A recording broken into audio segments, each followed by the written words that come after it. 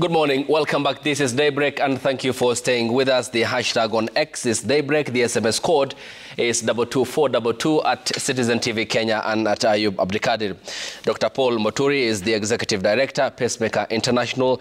Virginia Ndingiru is the Director of Innovations at Zizi Afrique. And now we are joined by the National Chairperson of the Kenya Union of Post-Primary Education Teachers, Mwalimu Omboko Milemba, who as well is the lawmaker representing Emuhaya constituency. Good morning and thank you. Good morning. Yesterday you issued a press conference and in displeasure to what we have witnessed in the past few days of schools that have been invaded to some extent and school heads to that effect frog-marched and manhandled. How concerning is this? And since there are reports of also other foiled attempts of schools takeover by parents across the country. Yeah, it is true that we did a press conference on that, and it is very disappointing that we are going back to the old era when we had parents take the law in their arms and try to molest teachers for performance. It is now running across the country. In many places, as we have done investigations, there are places where the police has foiled such attempts to try and frog march and even attack teachers and the head teacher from the schools. We saw one in around Bomet where the police took charge. There are two schools in Kakamega which I'm aware of, one primary, another one secondary, and which again the police foiled such an attempt. And then there was the worst scenario of Songo, which is in the public domain. In Nyanza, we saw another very funny another direction of it which was not very good, because students sit for exams and after finishing exams they get results and then announce that these are not our results. I don't know if you saw that. They went on out and said, no, these results are wrong. They're appealing to the Kenya National Council to give them better results, giving me almost an EG of what we saw during elections, that these are not my results. You know, that was a very unique kind of demonstration, the one I'm speaking about. Students sit for exams, they get results, then when they get the results, they say, these are not our results. We are appealing that we be given other results. If we go that direction, then we are not in the business of education anymore. It should never happen like that. Don't they have rights, Mwalimu, of seeking review as per the laid out procedures provided by NEC? Since 1963, the days of Yusuf, when he was the Secretary of Kenya National Examination Council, the appeals tribunal has been there. And there's a clear channel of appealing if you feel that the marking was not correct. But we have never seen a scenario where you go in the streets instead of going through the appeals tribunal for redress. So I think the direction we are taking with exams is not correct. And we, as the leader of the teachers, and even we want to condemn the acts that we saw across the country where the parents are being even incited by leaders, politicians like myself, to actually harass teachers who are in schools because of poor performance. Remember, these are the students who entered Form 1 during the 100% transition. And we took everyone. Whether you got 70 marks at KCPE, we still took you. Whether you got 60, we still took you. Which is this magic that you want out of us as teachers, to turn 60 into A so that you have an A. Teachers are not miraculous people. They are levels that the increment, the value addition can be done. Remember, most of the schools affected are the sub-county schools. And these are the schools that took 70% of all the students who started for KCPE when these students went to Form 1. And of these 70%, majority of them are the ones who did not perform very well. So we want that thing stopped. And we have asked the Teachers Service Commission to withdraw teachers from those schools. Because teachers must be respected. We are adding value to the students are harassing us. And worse is that the students even join the parents in chasing the teacher around, and I think the public saw that. That cannot be allowed. We ask the Teacher Service Commission to withdraw teachers from all those schools where teachers are being... This is as bad as what we are seeing in Baragoi and northeastern Mandera, where the teachers are actually being either killed by bandits. It is no different from banditry attacks. Then what's the recourse? What's the remedy? Because if you withdraw the teachers, that's even fundamentally more unhelpful because there will be no learning. If this continues, there should be no learning. There should be no learning. Yes. Well, that two makes don't make a right, is it? Two wrongs do not make a right. So what is your take, bro? the teachers be molested, the teachers be beaten, the teachers be killed in the schools? Is that a third version that makes it much better? Okay, what's the alternative? We must withdraw the teachers from those schools. Have a discourse with those leaders there. Have a discourse with the parents. Have a discourse with the learners. Understand that if they need teachers, we need to give them teachers with respect. Okay, then have you engaged, for example, the Ministry of Interior, because the CS Education has issued a statement on Monday evening after the first incident in the county of Uasin Gishu.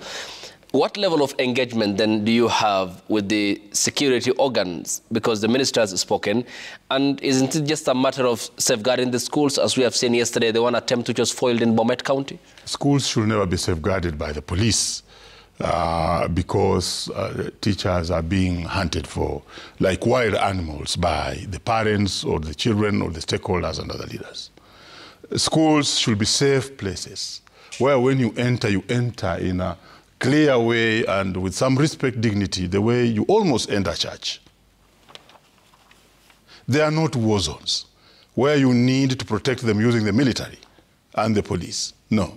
So therefore, we need to have a discourse with the affected schools and communities. Meanwhile, as we have that particular discourse, we need to withdraw the teachers. And I hope the Teacher Service Commission has done so that we are discussing with the teachers that are out of those particular schools. All right. Talk to me then about coming to you, Virginia. Mwalimu Omboko talks about the underperformance from primary school that largely has had spillover effects of the outcome that we witnessed in the KCSE 2023. How can that be then taken into account? Yes, there is the 100% transition, but how then do you consider the boosting of this underperformance at the primary level to have an effect on the outcome of the KCSE? And do you think that focus can be forthcoming, especially from the two institutions here, of the three, of the parenting, the teaching, and also the learners themselves? Thanks. And yeah, so in terms of that transition, yes, the sub-county schools, like he rightly put it, are mostly affected because, sorry, they have admitted a lot of students, everyone literally, in the spirit of 100% transition. But then that does not make it right to say that they should exit that system or that space without, at least having bettered themselves. So it's really possible, one, to invest. Day schools or the sub-county schools have a challenge with regards to the level of infrastructure development. So if we are really keen on supporting and facilitating some extent of improvement and value add on these students that's beyond just the teacher's input, then we seriously need to invest our resources into it, avail the right resources, avail the right structures, ensure that we are even addressing issues of staffing, because some of these schools are the ones which have classes full to the brim. They sit to the very front of the board, which increases the teacher-student ratio. So I think there is a larger conversation to it on how do we facilitate learning amidst that? Because it is not to say that these students cannot make something out of themselves. The second thing around it is how do we remain accountable for results? Not only at the point of national examinations. Mm-hmm. And this is really a conversation that needs to go down. What are the accountability structures that we have? When these pupils, what is the school culture like? Are we going to excuse our quote-unquote, and sorry to say it this way, our sub-county schools and say, okay, we have allowed them not to excel simply because they're sub-county schools? That should not be the discussion we are having. How are we going to, first of all, as teachers, as education leadership, embrace results and performance as our golden standard at whatever level of schooling we are at? Then that brings us to the conversation of how do we hold the stakeholders accountable towards delivering these results? Because for sure, to expect that a teacher by himself will be able to turn this student into a B material by themselves, that may not practically work, because they're handling many more children, the workload possibly is really huge. But how about the parents? How are they bringing themselves and contributing to this conversation? Okay. What other programs are we even instituting? We see a lot of, if you speak to teachers today who are in these secondary schools, they'll tell you some students cannot even write their names. All right? But what programs are we then instituting? Because then we need to facilitate their literacy competencies for them to be able at least to be in a position where they can engage with the teacher. Some teachers have to deliver the content in Swahili. Yet we know the syllabus is in English, the examination will be in English. Okay. So it's a mix of many challenges, because for as long as we remain quiet on what are the foundational skills that a student needs to excel in performance, then we are not going to address the problem. We shall always wait for KCSE, and we are up in arms and everyone is rioting and going to the streets. But that should not be the case. We appreciate we have 100% transition. We are offering our students an opportunity at basic education unconditionally. And so when these students transitions to an institution with low competencies that facilitate learning, what programs have we put up? As a government, as a school, as a sub-county, because the responsibility of quality assurance has been devolved to the very lowest level. Okay, no, noted. Dr. Paul, I'm looking at the numbers, and if you look at CS Amina Mohammed's tenure, we had 28,000 E's compared to CS Magoha 34, Matiang'i 35,000, Machogu now 48,000. This trajectory has been increasing. And it seems there has been an abject failure by stakeholders, including parents, to notice this. And how comes, from the stakeholders' perspective, this went under the radar undetected?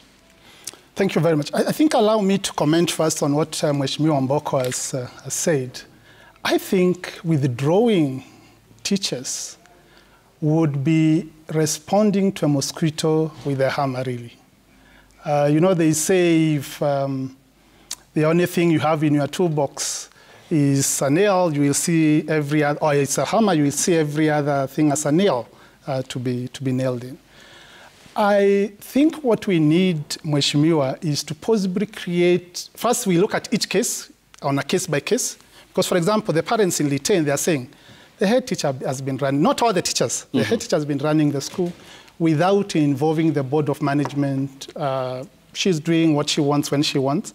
I think that's a case to be listened to. And if there is merit in what the parents are saying, then deal with it. I don't agree with parents storming in, but certainly there's a case there to be looked into in terms of is there merit in what they're saying. I did not agree with the case in Western Kenya, and I know Mheshimiwa comes from there. It almost seemed like it's just people operating in cahoots, trying to bring a tough administrator or a good administrator. That's what I felt. I did not feel like it merited what we saw in them. Then on what was said earlier regarding the E's, and I know you are really hammering the E's. I think when you're looking at performance, you've got to look at the entire curve. And what we should be asking ourselves over the years, does the Kenyan education system follow the normal curve that we expect out of examinations? And my answer is yes. As a product of this education system, and having worked in several countries around the world, I can tell you there are three positives about our education system that we should not forget about. Number one, competitiveness. Take a Kenyan, place them in any capital of this world, and you will see they will do well. They will excel. Meaning, our education system, as hard as it may be, with all these teething problems we are talking about, it does produce something that you can be able to. In fact, in Africa, I dare say, I think we are only number 2 in Africa in terms of competitiveness of our education system. Number 2 is our curriculum. Our curriculum, the 844 had established itself. Now I know the CBC. The previous system had established itself. And if you look at the people who were produced, even when they were put side by side in universities around the world, some of these Ivy League universities, you will find that we top those classes. People did very well in those classes. So that means whatever we go through, as hard as it may appear, as tough as it is, when we are out there placed side by side, because we've got to look at it in context, we are able to do very well. Number 3 is on infrastructure. And I know stones can be thrown regarding infrastructure, and I totally agree with Virginia that some of those sub-county schools, they are really in appalling conditions. All of them. They are not in good condition at all to produce reasonable results. And now when you know they are writing the same exams as those national schools, then it becomes a very unfair and unequal system. But having said that, if you were to look at the Kenyan infrastructure, basic education, high school education, tertiary and universities, compare it with other countries, I think we're in the top 10 in this continent. Sure, if we were to look critically and consider our infrastructure. But having said that, somebody must take the cross. And for me, I want to place it on values. Our value system If I was to look at our education system and rate it in terms of value, in this continent, chances are we'll be 53 or 54. That's how bad we are doing in values. And even the whole issue of corruption that we see in many other areas, it is because of our values. That is why somebody, instead of reading to pass, they are waiting to look for an exam through some means, pay 100,000, and then come and say, I have an A, which they cannot be able to vouch for. And the payment is done by the parents? Absolutely. Because the imagination is, the thinking is that a Form 4 student can hardly raise 100,000 Kenya shillings. Of course, yes. Absolutely, and that's why I'm saying our education system, those three positives, but on values, zero. Our values are so bad that we come out very educated, very learned, speaking Queen's English some, but when it comes to values, people are looking for positions so that they can be able to enrich themselves. When they are given those positions, they are running businesses instead of running that school that they've been posted to. And there are many issues around values. And if we were to fix our values, and unfortunately CBC as well doesn't fix this, if we were to fix our values, Kenya certainly would be the best country in Africa, because we are hardworking. Everyone knows that. And wherever we've gone around the world, we perform. Okay. So values is what we need to fix. And the increasing number exponentially of the mean grade E, that why has there been then, my question was, the apparent abject failure to note this with great concern, because the 48,000 mean grade E recorded in last year's KCSE was rather informed, or it was a part of a pattern of an increasing number. And CS Amina Mohammed, the late CS Magoha, CS Matiangi, and now CS Machogu. I mean, how did this pass under the radar without undetected? Yeah, and that's why I'm saying, for me, that's not a worry, because if I take an E from our KCSE system, I put it against the MCSE in Malawi, which is one of the countries we support, certainly this E could easily be a B minus or a C plus in that country. So we shouldn't just look at that E. What does that E represent? When you put an E grade here and you put a B grade from another country, if they were to compete, chances are this E material, because of the nature of our examinations, could easily outperform. And we know this from, if you can check in other countries where our people have gone, whether they're serving even as drivers or even as house girls. They do it with such excellence that their grade or what they got through the education system, certainly it enriched them. It made them better. As I said, values is something else. But when it comes to being able to do the work, Kenyans are excellent. But that candidate is a Kenyan, and the expectation is that he will find or even look for a job here in Kenya, and therefore that grade will not allow him to be even qualified for university or be in a position to earn a decent living. And this is why I think... No. Let me help you if I can. You know, the history of ranking and exams in this country is very old. And in the much older days, like in 1979, there are people who got F. And I like your age, because I can look in your eyes. Those people who got F were completely condemned, and they could not go anywhere, completely. It's like you never sat for exams. And in fact, the punishment was that you will not even be given a certificate. Then later on, the system was changed so that the last grade at Form 4, when we were doing the KCSE, the one I sat for, was Z. I hope you can remember Z. And Z was also a condemnation, whereby you could not go anywhere, you could not produce it for anything. In fact, you were taken back to actually use the certificate of class 7, because 8 was not there. So if you get Z at Form 4, you now go back and start using your CPE certificate. These are facts. And then when President Moi comes in, he brings the Mackay Commission. And around 1985, thereabout, he establishes the second university, Moi University, but also introduces 844 and realizes that we are condemning students completely. So he brings a system whereby everybody will have a chance to actually be graded and be counted on what he has been graded on. And that is actually the remnant of what we are having today. And therefore, when a student gets an E, he is not completely condemned as to be told that now we are going back to the certificate of KCPE, but is actually having his E, which has value depending on the ranking system and what obtains in the system. So then I come back to you.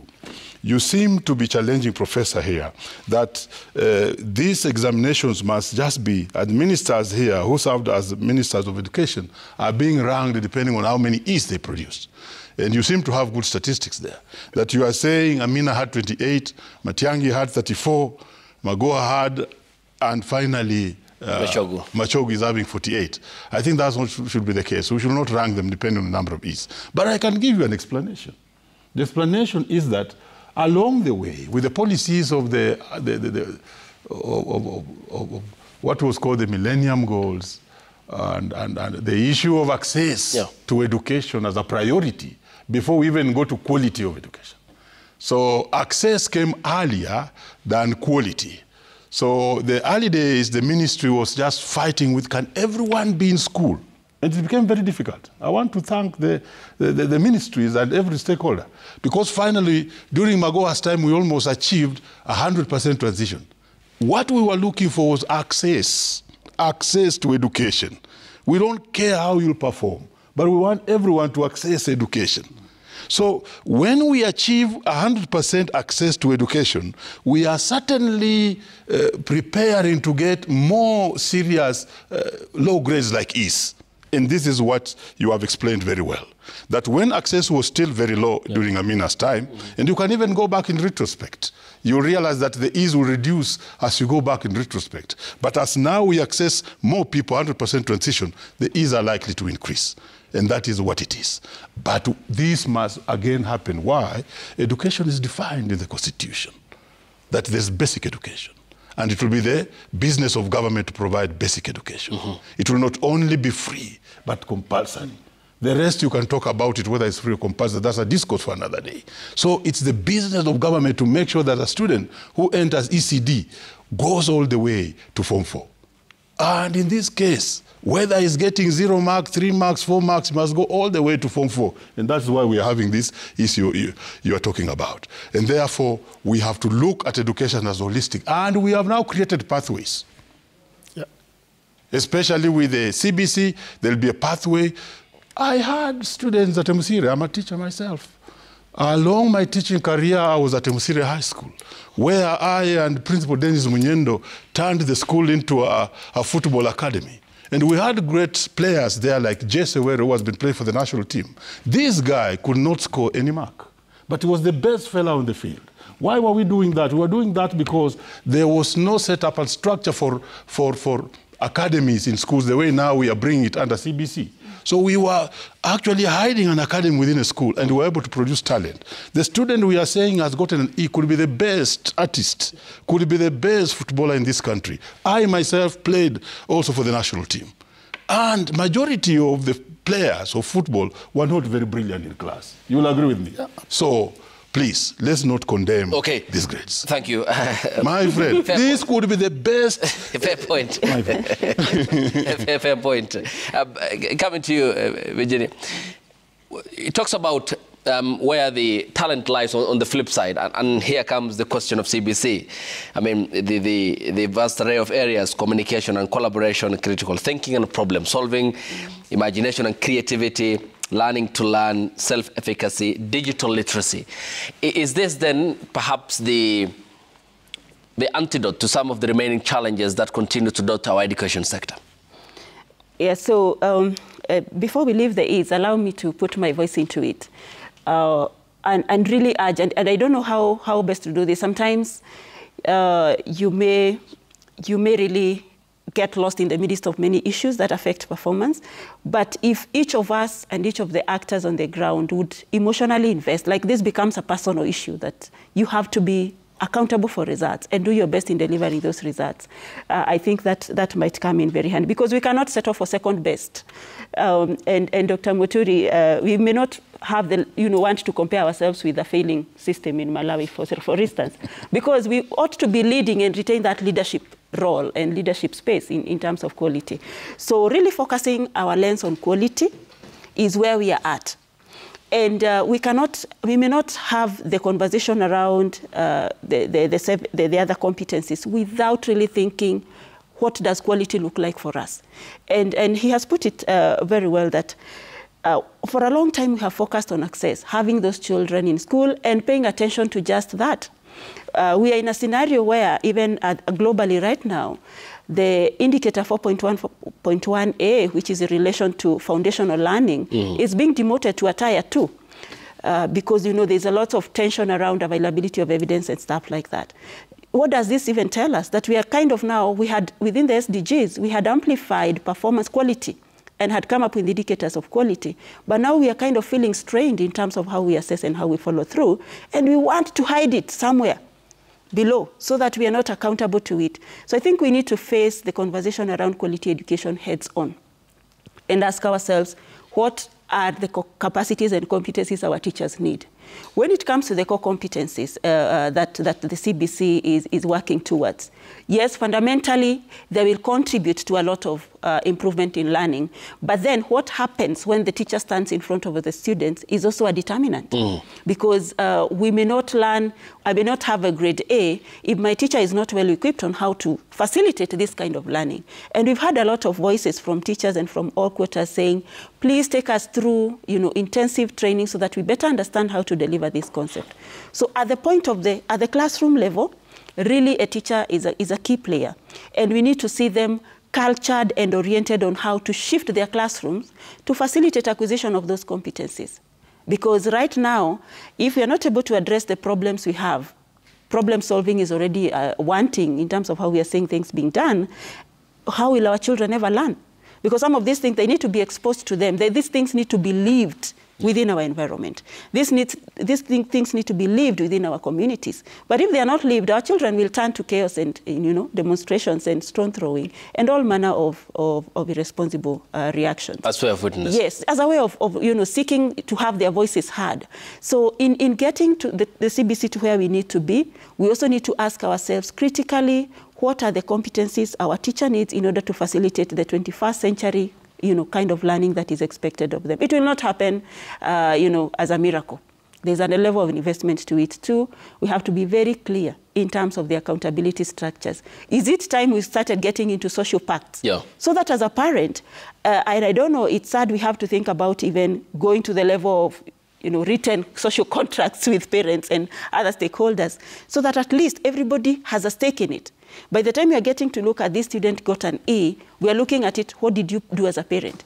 What did you do and fail to do as a teacher? What did you do and fail to do as a school leader? What did you do and fail to do as the entire community in terms of facilitating this? So CBC has very good aspirations, but again, we also have to ask ourselves, shall we fall victim of having very good ideas, very good policies, but not create an enabling environment within which it should be implemented? And capacities really is a big issue. Okay. Yeah. Dr. Paul Mutur, is that capacity, in your view, are we on the right trajectory in terms of that path, especially for the teaching methods, because we have to now move away from the previous teaching methodology, and here now it will be an aspect of the teachers who will be role players, who will be part of the problem solvers, who are part of the initiators of the project, who will be offering case studies, and in many aspects the study visits which they will be leading, because now we are entirely into a new system.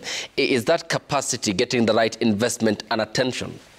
So if I were to, in a few words, say what generally the Kenyan education system looks like, in terms of innovation, in terms of Kenyans being innovative, there's no question about it. We are very innovative. And the CBC curriculum is an indicator of how well we can think. Just like our constitution, you can see a lot of thinking that went into it. But when it comes to implementation, this is where we fail. It almost seems like every administrator in this nation thinks on the go. Take the example of how this CBC has been introduced. Until this current government came into office, it was not clear where the junior school was going to be predicated. Well, is it going to be in the primary schools, or are they going to transition into other spaces? There was a lot of talk of going to other spaces, but I want also to applaud the government, because by choosing to retain them within that system for their age, I think that was a spot-on call. But we appear to be thinking on the go. We appear to be doing things on the go, and almost in an ad hoc manner. And as Virginia has said, do we have enough manpower? No. Do we have sufficiently trained manpower? No. In one of the schools that we support, the entire of the junior school had only one teacher posted. One teacher posted. How do you expect results to be produced? So now the head teacher is left with How do I ensure that I get people to be able to come and deliver? And certainly the people who will come to deliver haven't been trained in the CBC. So in terms of our implementation, I can tell you without doubt, this is where we fail. But this is not to mean there's no silver lining on this curve. I think over the years, just like the 844 when we started, had a lot of teething problems. But towards the end, you've seen it's a fantastic system. This one, too, I think we'll get there. But I shudder for those who are in the first crop. Cohort, yeah. Because they're really... The question is at what expense? At whose expense? Because this first cohort also, we owe them quality. We owe them. Because this is a future at stake. And I think it's a conversation that we really need to not even debate about. Let's invest. Let's give these people teachers.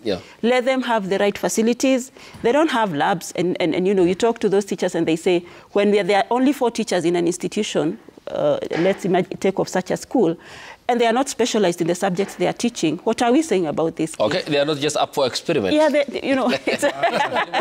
But again, there have been many cohorts that have served as guinea pigs. It is very unfortunate. We remember the last A-level class. Then we remember also the last group of teachers before we transited from 844, there's a place where we transited and most of those teachers lost their place. So there have been cases of that. But I want to say, I like the discourse here because after all that my 2 colleagues have said, why do you still believe, Professor, that we should be matching a teacher from a school when you have said there's only one teacher in that particular school and is teaching the entire class for all the subjects? Remember, we have trained for only 2 subjects, economics, history, and I've been given a class to teach even performing arts, mathematics, which I dread. And when the students get E, you are on the streets with leaves and papers, and you are saying that the teacher has not performed. So, like my colleagues have indicated, teachers must be facilitated. Number 1, enough teachers in the schools. Currently, as we are operating now, we have a deficit of over 100,000 teachers. 116,000 teachers. So we need to fix that before we start demonstrating against these teachers and frog matching them. We need infrastructure, and which we don't want to belabor because everybody knows that we don't have infrastructure. The schools where we are having these challenges, they don't have laboratories. And laboratories are basic in performance of the sciences. If you look at the performance of sciences in most of the sub-county schools, very poor. And we are frog matching the teachers, that you must give us S. So this is a scenario whereby you have not facilitated the worker, the teacher in this case, to have the tools to go and work.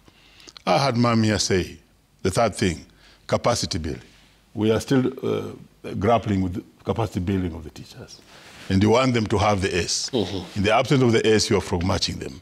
I think the teachers need to be facilitated with every other item.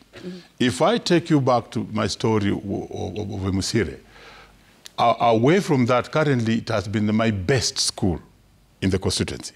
It had 150 candidates, and 110 went to the university.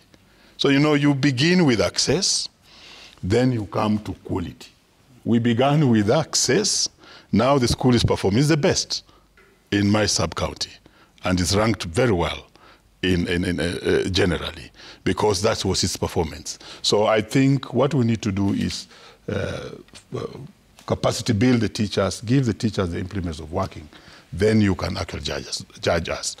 What has happened is that at the end of the day now, the epitome, the edifice of performance is the teacher. That should never have been the case. Every player must take his role. The government must send money to schools. I'm happy they send the first bunch. While the parents must do their bit, including making sure that those students attend schools. Remember, these are day schools. So some of them don't even attend. And the teachers will do their work. The Teacher Service Commission must be facilitated by Parliament and government to have enough budget allocation to actually post enough teachers in schools. Then, when we have all the facilities in place, you can now then apportion blame. But currently as it is, it is only the teacher who is being blamed. That is the teacher who should facilitate and who should make sure that the students are passing exams. I think that's not correct. And I come back to you, those teachers in Isongo should be removed. As we discuss any other issues, they should be out for their safety. Remember, these are fathers. You can look in my eyes. You know, in my home place, my slogan is look in my eyes. Those are fathers like yourself and myself. Yes. Those are parents. Those are people's husbands. You want us to leave them in those schools as we discuss? No. Pull them out of school and let's have the discussion. When we have a settlement, we shall return them. How long? What are the timelines so that the learning activity is not affected? Well, what comes first? Is it life and protection of the people or learning? In that case, I know. I lost a case in the courts. Life outweighs everything. We agree on that. Thank you so much. So we pull the teachers out of given that until when we have brought security. Okay. But given that it's becoming now sort of the flashpoints of such activities that we have witnessed and the trigger effect it has had, what's the solution then? Do you mean then if 6 provinces are affected or 8 counties, for example, that all the teachers should be withdrawn from all the schools in those counties? He was very specific. I support him. He said, let's deal with schools specifically. So for this case, the schools affected are the ones we deal with. And otherwise, the schools that are doing well, why would we interfere with them? And how much of a responsibility, Mwalimu Milemba, will then the boards of these schools bear? Because they sit there, they know the performance is wanting. And then they come last minute and say, because I was watching yesterday, this principal is running the school without consulting the board. If you are a board member, you have been appointed by the Ministry of Education, and you have actually been given your mandate, which has been put on paper, how would you come after results to say, this principal has been running the school without consulting the board? Yet, your mandate is in law. It is not at the privilege of the principal. That board member, I looked at him and said, this guy may have not been working, because he should have intervened. He has a right, he has a pen. He can write to the ministry and say, all is not well here. In fact, that's why he was appointed to the board of management. So you don't wait until exams time and then say this principal has been. So there yes, I think it's the whole question of, we are cultured to be reactive. Okay. You know, we just react. And I'll still keep going back. You know, this board that says, you know, it hasn't been working. Fair enough, they had the responsibility. What structures, are the structures set for the operationalization of the board's management, are they working? And we know sometimes, and you know, saying this doesn't look really good, but we always know that sometimes there's power play. There's always a person with an upper hand. I could have been very vocal about an issue, but maybe because someone else who is more powerful than me is out there and occupies a higher office, then possibly I'm not enabled to function. So as KUPPET, as associations of parents, as leadership on the teacher leadership within the sub-county and the county levels, how well are we coordinated on a day-to-day basis so that this becomes a continuous conversation? Because for as long as we wait for KCSE and start now asking ourselves where do we start addressing it, we will not figure it out. So first is creating this a working structure that is really functional and that allows accountability from each of the parties. Because again, if this teacher has not been working with the board, possibly he's extremely powerful in the space he's operating in. We never know. We need to interrogate that. How did it happen? Because they're expected to be speaking in and on behalf of the parents. But then secondly is we cannot continue having a conversation on performance at the summative level. Let it begin early enough and let us have standards and structures that we set for ourselves that we shall be referencing. I don't know what benchmarks schools have, that every other term there's a conversation that happens, or every other month. What are those conditions we are creating for this kind of thing to happen? And at the tail end, we should be in a position to say we own this poor performance and we are able to point ourselves to the challenges that we have faced in terms of trying to work towards better performance. And let's work together as a team to address this. But for as long as we remain reactive, we're not going to get to the core of the problem. Okay. I think allow me to really speak onto this. I can tell Virginia how we end up getting demigods for principals. We have a system of bootlicking, sycophancy, and where sometimes competence is not valued at all. Some of these head teachers running even national schools, some extra county schools, they don't even cut the bill to be there. In fact, in some institutions, as I go in, you find deputies who ideally should be the leader compared with whoever has been put there. But because of the system we have, you end up having head teachers who we can question their management. So when you have a head teacher who does not consult BOM, it's because they know the director of education at the county is in the pocket. TSC possibly is in the pocket. And possibly they have a friend in the union. So when it comes down to when the chips are down. Yeah. so our system is that of patronage and competence really not being valued. And that's where we lost it. We've got to go back to merit, and it goes back to our value system. Let's appoint people who ought to be appointed. And even you can ask yourself, is the current Minister for Education the best we could have gotten within the Kenyan crop? It's a debate. Are the current PSS in the Ministry of Education, because it starts there, the best PSS we could find in this nation? You judge for yourself. So we've got to go back and value competence, not political patronage, not the psychophancy system. But in terms of the issues that we do have, there are very many issues that we do have in the education system. And at this point, I think, allow me to appeal to fellow parents. Yeah. Parents, please, it doesn't help to go into that school and, flash out the head teacher. And I must say that they did not flash out all the teachers. They flashed specific teachers, meaning they know where the problem is, and mostly the leaders in those particular institutions. And of course, that can, make it difficult for the other teachers. But let's deal on a case-by-case basis. Parents, go to the director of education. If there is no response, go to the next. Number two, I want to appeal to the unions. I know Honorable Omboko has been resolute for many years, even before he became an MP. He's been very consistent. I must applaud him for that. Thank you. But I think in this instance, let's deal with each case as it comes. Because if we say pull out teachers, then even the learners who are not carrying anything or who are not even involved, they are affected. And we don't want to go in that direction. That, of course, so anarchy. Then I also want to appeal to TSC. Be responsive. Yeah. Appoint the right people. What is this thing of appointing 5 heads, same school over 3 years?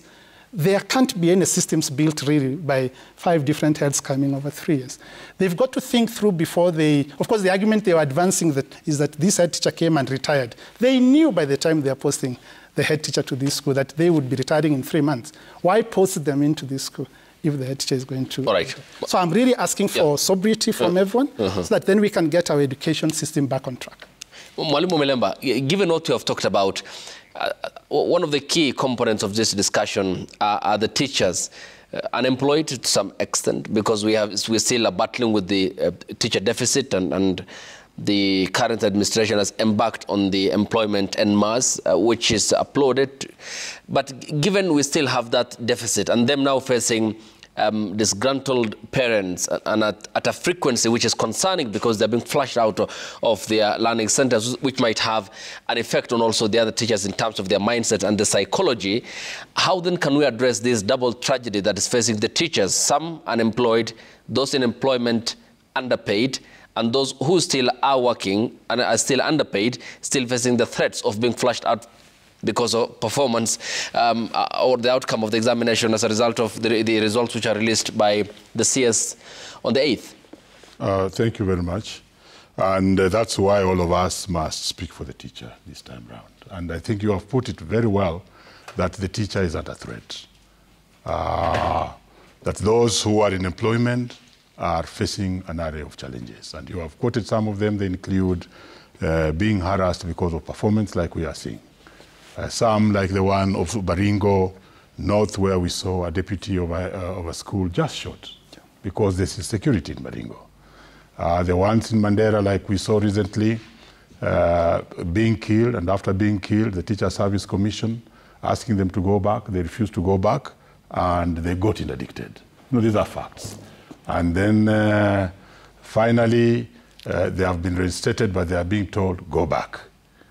So those are the ones who are in schools. The ones who are in the JSS, like you have indicated yourself very properly, most of them are interns. So they are underpaid. They are not doing very well. and they are underpaid as compared to all other interns in the country. And the ones who are outside don't have employment, and they are grappling to get employment. And everybody is struggling. So the teacher fraternity is under very serious threat. And I want to ask every Kenyan, every leader to support the teacher fraternity. There are teachers who are out who are looking for employment. They are desperate. Some of them have been out for more than 10, 12 years without employment. The teachers who are acting as interns are there and they are underpaid. The teachers who are mainstream are there and are being harassed, and they are not enough. So I want to call upon every other stakeholder, including yourself, the media, and you're doing very well. We want to thank you for highlighting these cases, that let the teachers be supported. Let's return the respect that the teaching fraternity had, and let's respect the teachers, because teachers are the people who work every day without any excuse of possibly going to an office and leaving because of any one other reason or the other, and they work the whole day. So the teaching fraternity needs great support from all of us, even from my colleagues. You can see how it is. And they are your children. Some of them are your sisters. And they are in these places, and those spaces are not comfortable for them. But the mitigations we shall have to undertake is that all the ones who are interns, we have already asked government to employ them as permanent and pensionable. That discourse is there, and we are looking forward. The president has assured us that they'll be absorbed as permanent and pensionable. The ones who are outside, we want a meritocracy undertaken in employment of those teachers, so that those who left earlier are the ones who are employed first. And those who left later, like we had agreed, you are following me because you know these things, that are employed later, so that we have some form of meritocracy in employment. And the ones who are in schools, the ones you are now chasing out of schools, please stop harassing them, let them work for us. And finally, let's have these teachers paid properly. Yeah. We have been looking for a pay package of 30 to 70%. We were unable to get it. We were given 7 to 10%, which was very meager. We shall be looking up to the government when the economy improves to actually remunerate the teachers properly so that they are motivated. Okay. I heard nobody here talk about motivation of the teachers. I've heard even, we are just talking about they are not doing this, they are not doing that. But nobody, even as they chased that teacher out of school, nobody remembered that these are some of the poorest paid workers in this country. Okay, coming to you, Virginia Ngendero. When we talk about CBC, because now it places a lot about competency development rather than acquisition of content knowledge, as we had before, which means then that the teaching process and learning has to change. Yeah. And it appears that this change is not commensurate to the well-being and the welfare of the teachers because of payment. How can we put these two very contrasting contexts into a parallel perspective? Yeah, yeah. The CBC shift definitely calls for a change in many things, but I always want to take teachers as people who have offered themselves to serve, and we can tell that because we may never compensate a teacher adequately. If you listen to the conversation around teacher remuneration globally, no one is satisfied. Including the very established countries like the UK. Teachers are leaving, quitting the profession and going for other, what they consider better paying jobs with more, more flexibility, more autonomy, as opposed to just being within the class because they feel they're taking a lot of time into this. So primarily for a teacher as a person who has offered themselves to offer service, the intrinsic motivation has to be there.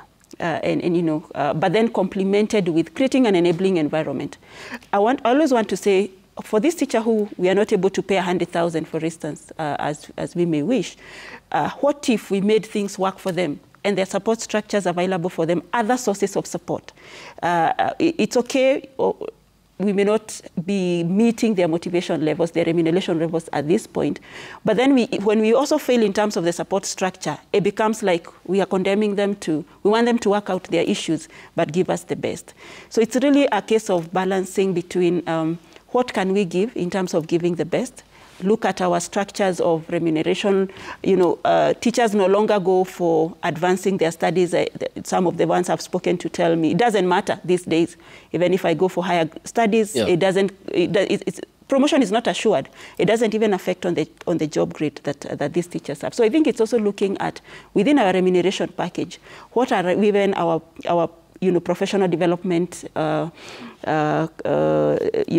processes that we have laid out and are considering. Then the other bit around the shift that is needed vis-a-vis the workload and now the whole picture of remuneration. We have to bring all actors on board. These teachers, these parents who out there, demonstrating and causing chaos, what are they doing, first of all, to support the process? Because, and the way we have sold the policy to parents also, I think sometimes is problematic. Okay. We have told them that, just bring your child to school and leave the rest to us. But we know that cannot be the case. It cannot be that you bring the child to us and you will do the rest.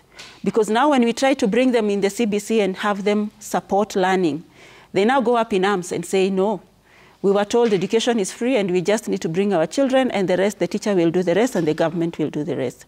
Can we shift and have our parents and our stakeholders understand that this is a shared responsibility among all the actors? If a parent cannot provide food, you don't expect performance for that child.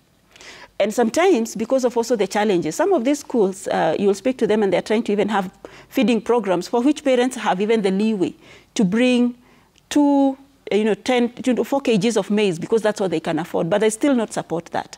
So how are we looking at this from a wider point of view and not just saying that, this teacher has to be paid for them to deliver. Okay. We may pay them, but if you don't create that environment where they're facilitated to deliver and perform, we may not even win. Okay, yes, I'll come to Dr. There's some point of interjection which I wanted, but I have to be very patient. When you now talk about remuneration of teachers, commensurately to the work, the question you asked, we quickly now say the teaching work must be work, like Mom has put it correctly, of just coming out to do it. It's a calling. Yeah. You hear those are very dangerous statements for our profession. That teaching is just a calling. So you should do it like you are just doing it for free. That is where we start getting it wrong with teachers. In Japan and the other dominions, at least I know of Japan, the teachers are paid much higher. Do you know that we even need to get to a level whereby the most highly qualified teachers are the ones who will be at the basic level? So the call of this is a calling, so you should do it for free. It is like a service you should give without being remunerated well, commensurately with the work you are doing, is how we lose the profession of teaching. And how many times have we heard people say a teacher is a candle, just giving light to other people, forgetting that as it gives light to other people, it also melts and consumes itself. Yeah. And that's why teachers die poor. How many times in this town do you see, like it has been indicated that people are even preferring to pay their guardians much higher than they pay those whom they charge with the responsibility of taking care of their kids in the nursery school. So we need to tackle that concept, that feeling, that mentor, that teaching is just a calling. So they should work. Yes. And it almost means that's happening for free that money. what we are being given is like sadaka. No. Allow me to put this in perspective. I think there's no question about teaching being a calling as a profession. But I said as a profession. Because I don't understand how somebody can take that toddler who can't say a word and patiently walk with them to a level where they're able to say a word, or they're able to, in English that is, if it's that's the language of instruction, or write A, B, C, D. That can only be a calling. And no amount of money, and I think that's what Virginia was saying, no amount of money can really adequately or commensurately be able to support or be able to take care of that. But having said that, do teachers need to be paid better? The answer is yes. Just like the police need to be paid better. Yeah. Just like even, I'm not sure what the MPs are receiving is enough. I know there's been a debate in this country. But everyone needs to earn more. But that more needs to come from somewhere. And at this point, we all know it's not there. But allow me to quickly speak on the issue of deficit, because that is something I'm very passionate about. If you closely look at the issue of deficit, you will find it's affecting the slums, informal, rural schools, then the ASA regions. As we hire these more teachers, can we be careful to ensure that those areas that are disadvantaged, at least they get teachers? Number two, the disparity on infrastructure. Mm-hmm. As the country continues to invest in education, can we ensure that at least we get infrastructure of some relevance, comparable infrastructure, even if not the same, between the national schools and those sub-county schools? I think if we did that, it would unlock some of these issues. All right, let's now sample what our viewers are saying, and the hashtag on X is Daybreak. The SMS code is 22422 at Citizen TV Kenya and at Ayub Abdikadir. Of course, thank you for keeping them coming here so that we highlight some of your views. Sir Nixon Ndogwire says, I feel like the government is not investing enough to ensure quality education for the next generation and is largely failing in its duty to promote the right to education for every child. This is somehow leading to failure in exams. Bob Otieno Owino says poor results we're experiencing in few schools cuts across from both teachers and parents because they have to work together and support each other for good results. J.M. Musoma says the rate at which Kenya is having diplomatic rows with our neighbors is wanting. We must uphold our bilateral agreements and international ratifications or statutes. Wale Shonko says, we know it is unlawful for parents to invade schools and chase away head teachers, but we cannot overlook the fact that someone has to take responsibility. There are mechanisms by the Teacher Service Commission to measure head teachers' performances and what action is taken. Samuel Owood says the 2023 KCSE results graphical representation is skewed negatively towards poor grades. This means education system need a lot of infrastructural maintenance. Team Kenya says there is nothing like poor results. People get high grades for writing correct answers, not being intelligent. Parents should stop persecution of teachers, but mentor their children to improve themselves with whichever grades they get. Very good. Godi Barasawere says parents and guardians should understand that the success of our learners across all learning institutions is a collective responsibility between them, teachers and learners. It was quite unethical to see teachers frog marched out of schools. Frank Orinde says the government needs to be more serious with the implementation of the new curriculum. Invest, get enough teachers, train them. What we are seeing today is a total mess, and this will have a great effect on the human capital for the nation in the future. Agumba Steve says, like an organ system that needs unity from all organs, success is a result of combined efforts from teachers, parents, students, and other stakeholders. Blaming one part of the system is a sign of failed thinking. Let the system sit. Let system sit and discuss the results before behaving illiterate, according to him. That is his view. 30 seconds each. Honorable Mulemba, starting with you. Very well. The clarion call is that we need to mitigate on the issue of performance and allow everybody to take a share of what he's responsible for and not target the teachers as the only people who are behind poor or good performance. But finally, I must tell ourselves that you cannot take us as teachers, you underpay us, you proceed and overload us with a high number of students, you overload us with high number of subjects, and still frog march us from the schools and beat us up. We shall not take it, and any school that does that, we shall be asking the Commission to remove those teachers from those schools with immediate effect. Thank you. Yes, Virginia. Success is not a ceremony, so we have to invest and invest regularly, invest over time, start early. We are cognizant of the circumstances that characterize our education system. All those challenges notwithstanding, we may not have the luxury of waiting until end of fourth form or end of national examinations to start judging and saying we didn't get what we wanted. We only get the extent to which we invested. And it's a shared responsibility, right from political leadership to the ministry itself.